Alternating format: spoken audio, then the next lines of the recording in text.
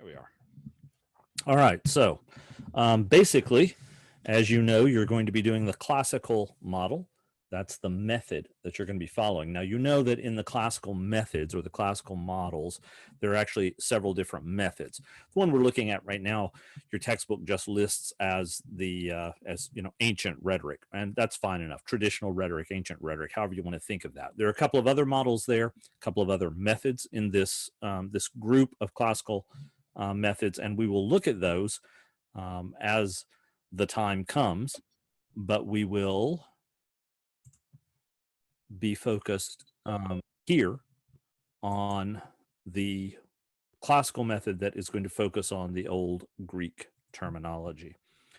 So when we look here, then we've got these three steps, and obviously right now we're focused on this analysis, analyze the artifact, because that is what we are doing right now. So let's talk about analyzing the artifact. That's what we're emphasizing.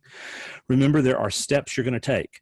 Now, these are the steps inside your analysis that's happening right now, okay? And you're going to name a rhetorical device.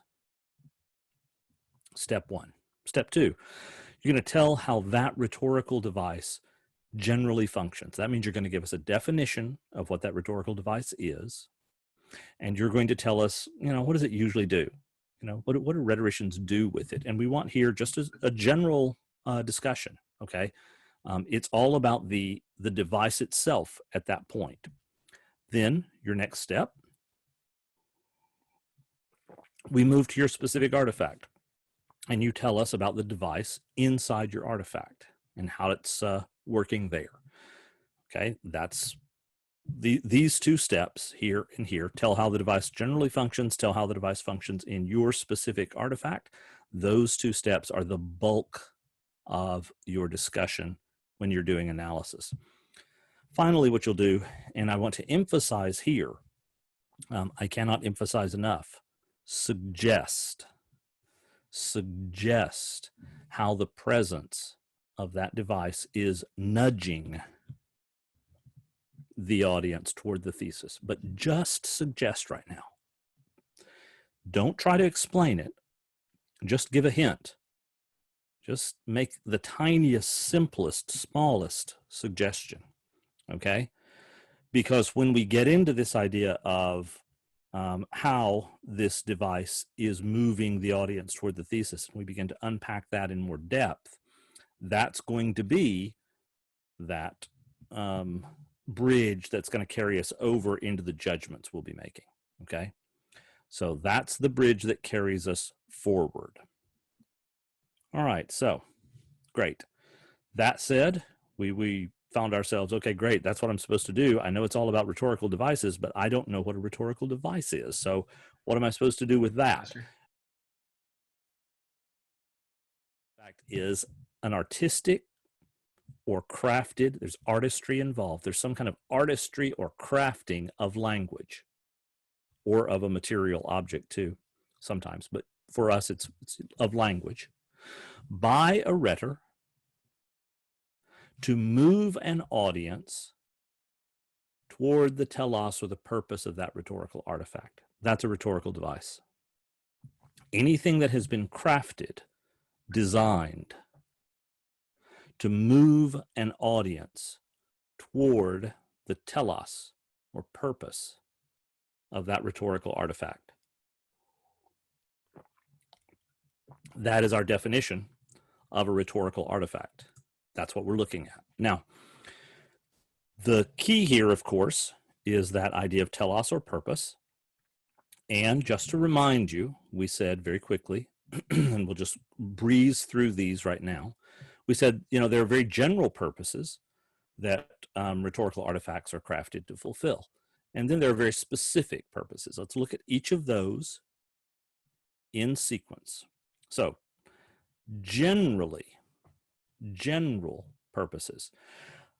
A rhetorical artifact might be asking you to do something. It might be saying that we want you to take a certain kind of action. That's deliberative. Okay, it's sometimes called political communication. Take action, do or don't do, okay? There's also another kind of general purpose that's out there, And that's called forensic. And forensic or judicial rhetoric is where we try to convince you that something is or is not so, that this is true or this is not true. And that's what we try to convince you of. That guides us through forensic rhetoric. Now, it's important that you have kind of an idea what the general purpose is of your artifact. When we begin to focus in on the specific purposes, we'll talk more about that, but the general purpose will help guide you toward understanding the specific purpose. There's a third general purpose, of course, we talked about, and that's epideictic, ceremonial rhetoric, it's sometimes called. And that's where we celebrate shared values, we celebrate shared perspectives. So when our, the president of our university stands up and gives a presentation to us at convocation or at graduation, he's celebrating our shared identity and shared values. So those are all aspects of what constitutes the general purposes. But behind those general purposes, there are, of course, specific purposes. All right. So the general purposes are out there: deliberative, forensic, epideictic. But where we really want to focus is on the specific purpose of your artifact. That specific purpose, or its telos, its thesis, in a word. That's where we want to begin unpacking what happens. All right. We have said that when a rhetor takes a look at things, they're going to basically be making artistic choices. In other words, they're going to craft their language, they're going to craft their material, and they're going to do that in 5 very specific areas. In other words, there are 5 places you can go to find rhetorical devices. Okay, so 5 areas you can look for rhetorical devices. In those 5 areas, we can start with invention. Okay, invention just means going out, finding the reasons to embrace the telos, gathering up as many reasons as you can. Arrangement. In arrangement, we're basically choosing the best reasons that we can, and we're trying to order those reasons in a powerful way. That's arrangement. Style is essentially choosing the best way to present the reasons. And here we're emphasizing words. We're emphasizing word choices. We're emphasizing phrases that we might turn. We're going to spend a good bit of time on style today. These first 3 are probably where most of you are going to work. Now, there are 2 other areas, and we want to touch on them really quickly here. Delivery, which is essentially the media, the actual performance, the presentation of the artifact itself. And then there is what's called memory. And delivery and memory we'll talk about just again briefly at the end. But essentially, memory is what the rhetor does to help the audience internalize or make real to themselves the issues that have been discussed here. All right. So those are the 5 areas. We're going to take a look at especially those first 3 and especially that third one, style, in more depth right now. So invention, we've already talked about that, and we're just going to go back through it, refresh our memory, and sort of expand our vocabulary a little bit on it. When we talk about devices, rhetorical devices that are present in invention, those rhetorical devices have a name. We call them enthymemes. And there it is in front of you. An enthymeme is essentially any set of reasons that you're given, any line of reasoning that brings you to, that is supposed to bring you to the telos, the purpose, the thesis of this artifact. So anything that a rhetor does to try and draw you together, it's essentially, enthymemes are just good reasons that the rhetor thinks you should take into account when you make your decision here. So it's just the set of good reasons that you should embrace the telos. That's the point. That's the purpose here. We've said that those reasons usually come in 3 particular lines. You can get logos. So here are your devices. Logos. So if you were going to do a rhetorical analysis with the classical method, and you were going to focus on invention as a field for finding rhetorical devices, one rhetorical device you might find is a line of reasoning, logos. And logos is simply a demonstration that what my thesis isn't crazy. It makes perfect sense.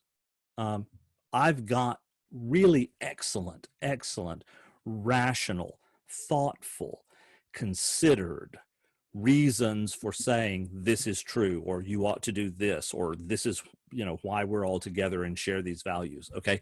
It is that sense of it being reasonable, rational, thought out, makes sense, hangs together. Those are logos enthymemes. They're logical enthymemes. They're enthymemes that depend on the idea of a disciplined, structured, careful, considered reasoning in order to move us and move the audience toward that telos, that thesis. So we start with logos. Right up against logos, obviously, there's another one, pathos. Pathos is also an enthymeme. That is to say, it's an inventional rhetorical device. So it's a rhetorical device that we find in invention. It's an enthymematic rhetorical device. Pathos is an appeal to emotion. Now that you see this is true, don't you understand how terrible this is? Shouldn't we do something about it? It's that, don't you understand how terrible this is? That's pathos. That's a pathetic appeal. It's an enthymeme that's wrapped around the idea that your emotional life, your view of the world from your sense of what's valuable and proper and disgusting and terrible, all of those have been trained, and we can sort of hopefully depend on you to be disgusted by certain things that are disgusting. And we count on that when we make a pathetic appeal. So if you are dealing with devices of pathos, you might very well find appeals to the emotions. You will find appeals to doing the right thing. You'll find appeals to relieve your own guilt. You'll find appeals to address and fix somebody else's guilt. You will find all of those things will play heavily in pathetic appeals. Now, of course, not surprisingly, there's a third, ethos. And ethos is simply the sort of enthymeme that is rooted in the fact that we have well-established customs that have made this work. We have long proven institutions that help guide us in times of crisis and difficulty. It's that sense that this can be trusted. And of course, a rhetor who's standing up, they will want to build their own private ethos. So ethos happens both at this sort of cultural level. Here, we as the sort of people who are joined together in this nation, we trust these ideas. We bank on, we give confidence to these institutions and these documents. That's what guides our common life together. That's a cultural level of ethos, but there's also a personal level of ethos where the rhetor themselves will want to show that they are trustworthy. Now, how does a rhetor show that they're trustworthy? Well, that's a good question. One way they do it is they show that they have thought clearly about the topic at hand. And they show that their feelings are both in control. I'm not up here as a wild person. I have been reflective and thoughtful, and my feelings are in control, but they are simmering. They're just right on the point of boiling about just the right thing. Okay, so show that I have reflected and that I have felt properly, appropriately about my topic. And that will build my own personal ethos. So if you are doing these kinds of divisions, essentially what you are looking at will be places where invention will be building enthymemes.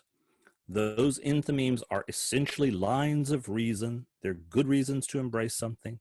They happen in logos, they happen in pathos, they happen in ethos. Those constitute enthymematic evidence or proofs. Now, don't get hung up on this idea of proofs here. Okay, we don't mean scientific proof. We mean just evidence. When a rhetor says we have these proofs, it comes from an old use of the word, and it just means evidence. Okay, not something that you can absolutely, it's not a geometric proof or a scientific proof. It just means that we have rhetorical evidence, enthymemes.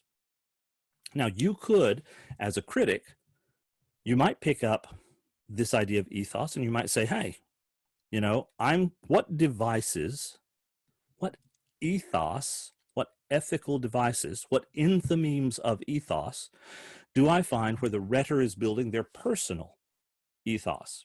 And then compare that to what ethical devices do I see that they're tapping into in terms of our culture or our shared identity?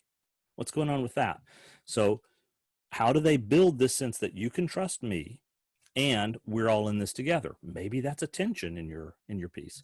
Maybe you want to talk about how logos or pathos is dominant. Maybe you have an artifact that is overwhelmingly pathetic or overwhelmingly logical. Why? That's a really interesting question. If you find yourself with an artifact that's overwhelmingly one or the other, all artifacts have all three in them, okay? It's virtually impossible to build an artifact that doesn't touch all three.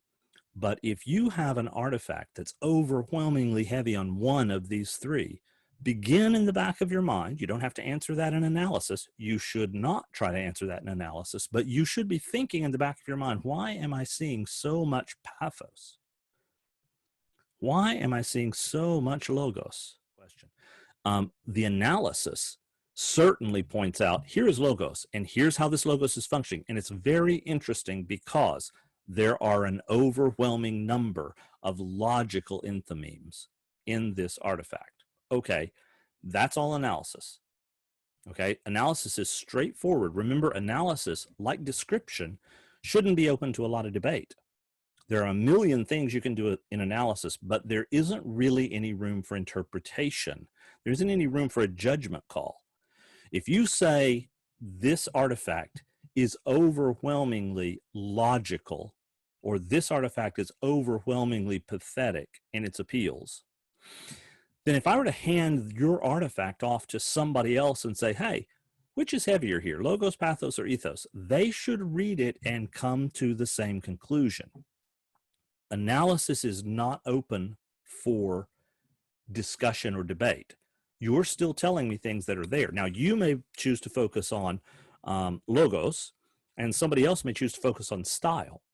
Okay, so you're going to come at this from many, many different angles, but the claims you make in your analysis should be claims that anyone who was analyzing your document would agree with. Okay? So I wonder why they did this. I wonder what their motives were. Save that for our third step. Right now, tell me about the device that's there. Name it. Tell me how devices like that work.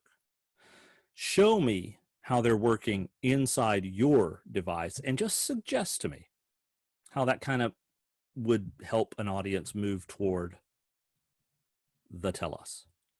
Spend your time in that step 2, step 3. Step 1 is one sentence, right? Name the device, one sentence. How is it nudging the audience? One sentence, 2 maybe at the end.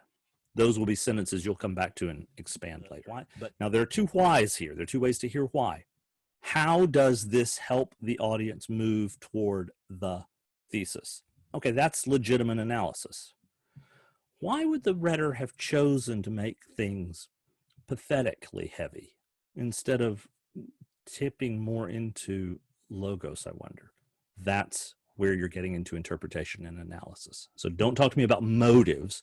Talk to me about how doing that moves the audience. That's a subtle difference. We'll get to more of that difference when we pick up the world of interpretation and evaluation. Okay, so this.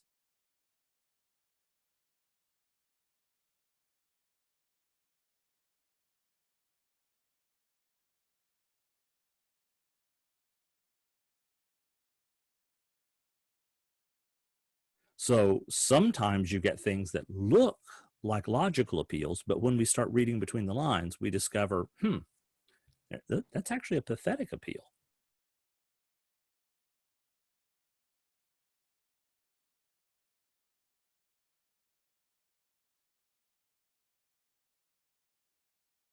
You know, they started out saying that they were going to make sense and that this was all going to come together and be perfectly rational, but they keep hitting my heart, not my head.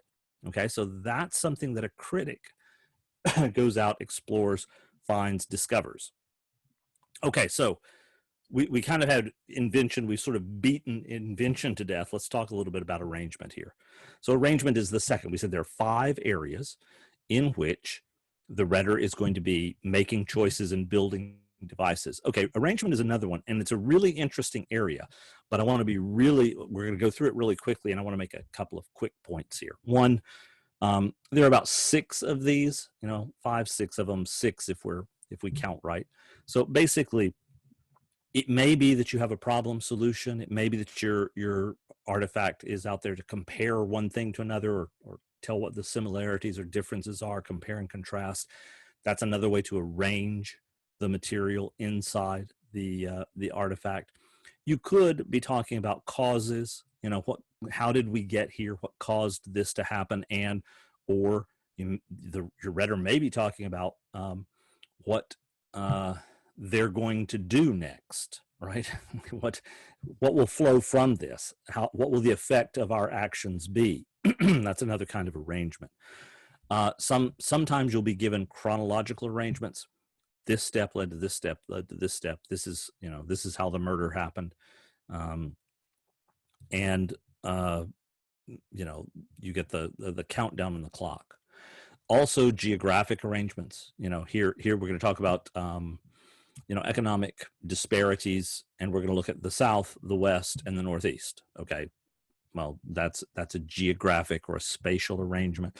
And finally, there's topical, like what we're doing here. Topical is where you take an idea, like arrangement, and we break it down into various parts. That's topical arrangement. So that's very much what we're doing. Now, the thing about arrangement is, while it is true that problem solution is a rhetorical choice that the rhetor has made, it's probably not enough in and of itself to have a full, rich paper. If you're writing a basic paper on rhetorical criticism, probably arrangement here is going to need some help. So the thing about arrangement is it can be lovely, but it also can be a little thin. So for example, in arrangement, you might end up using arrangement to explore some other aspect, some placement of devices. So for example, assume that you've got a problem solution. Well, one of the things you might do is you might go through and you might look, hey, when the person talks about the problem, we've got this problem, how do they set that up?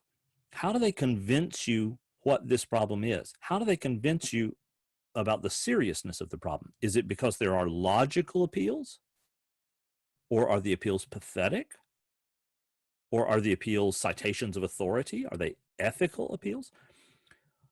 And here's a great question. If you've got a problem solution in front of you, if somebody talks about the problem and it's all logos, if you shift to the solution, what happens? Do they stay logos, or do they suddenly change to pathos?